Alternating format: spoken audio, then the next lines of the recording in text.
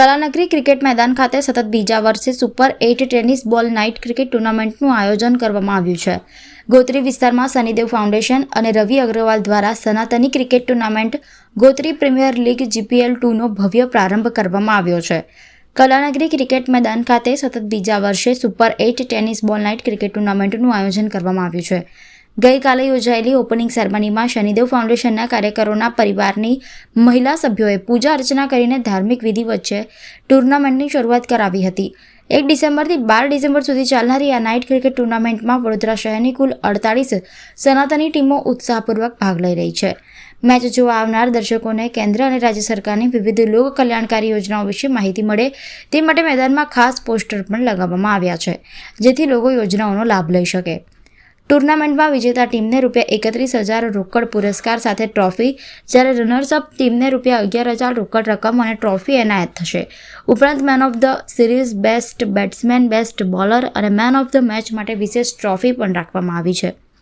Gotri premier લીગનો આ શાનદાર પ્રારંભ સ્થાનિક ક્રિકેટ પ્રેમીઓમાં જોરદાર ઉત્સાહ પેદા કરી રહ્યો છે.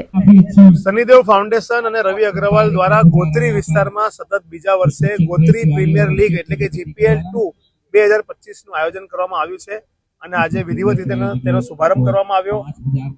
વાત કરવામાં આવે તો પહેલી જે મેચ છે વીકેન્ડ 11 અને ડાયનામાઇટ 11 તેમની અત્યારે ચાલી રહી છે અને ખૂબ ચોકડા અને છગડાની જે વરસાદો છે તે અહીંયા ગ્રાઉન્ડ પર થઈ રહી છે અને દર્શકોને ખૂબ મજા આવી રહી છે. ટુર્નામેન્ટની જો વાત કરીએ તો પહેલી વખત આખા વડોદરા શહેરમાં સનાતની ક્રિકેટ ટુર્નામેન્ટ છે.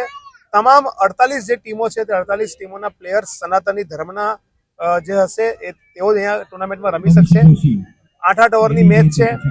પ્રાઇઝ પણ તમે જોઈ શકો છો કે 31,000 વિનર્સ અને રનર્સ અપને પણ પ્રાઇઝ રાખવામાં આવ્યા છે, ટ્રોફી રાખવામાં આવી છે. દરેક મેચમાં મેન ઓફ ધ મેચની ટ્રોફી આપવામાં આવશે અને ખૂબ સારી રીતના આ ટુર્નામેન્ટનું જે આયોજન, આ જે મહેનત છે અમારી આખી શનિદેવ ફાઉન્ડેશનની ટીમ અને ખાસ કરીને દિનેશભાઈ ફિટર અને અમારા જયભાઈ કાપડિયા અને તેની સાથે તમામ લોકોની આ મહેનત છે કે જેના કારણે આ ગ્રાઉન્ડ તૈયાર થઈ શક્યું છે. અને હું તમામ લોકોને આમંત્રિત કરું છું કે વડોદરા શહેરના લોકો આવો, આ મેચ નિહાળો, ખૂબ મજા આવશે. અને જે રેગ્યુલર મેચ થાય છે તે જ પ્રકારની આ ટેનિસ પર નાઇટ ક્રિકેટ ટુર્નામેન્ટ છે અને તમામ લોકો ચોક્કસથી આ ટુર્નામેન્ટમાં આવો અને આ મેચનો આનંદ નિહાળો.